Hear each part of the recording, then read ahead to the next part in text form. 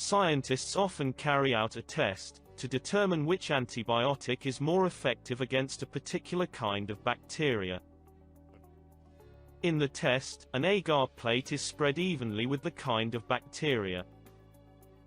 Then, paper discs soaked with different antibiotics are placed on the agar plate. The agar plate is then incubated for a period of time. There is no bacterial growth in the clear zones formed around the discs. Label the side of the nutrient agar plate A to E.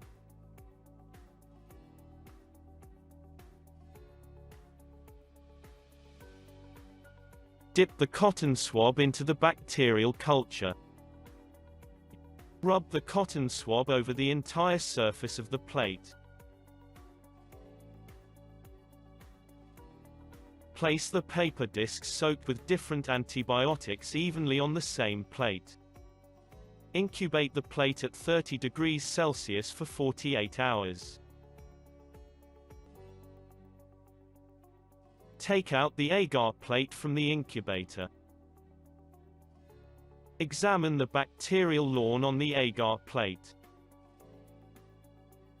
The effectiveness of the antibiotics against the bacteria in the test can be assessed by the diameter of the clear zone formed.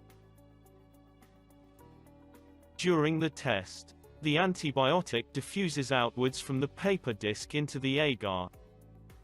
This creates a gradient of antibiotic concentrations.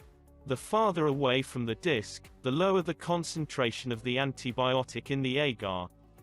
Thus, a larger clear zone indicates that the antibiotic is effective against the bacteria even at a lower concentration.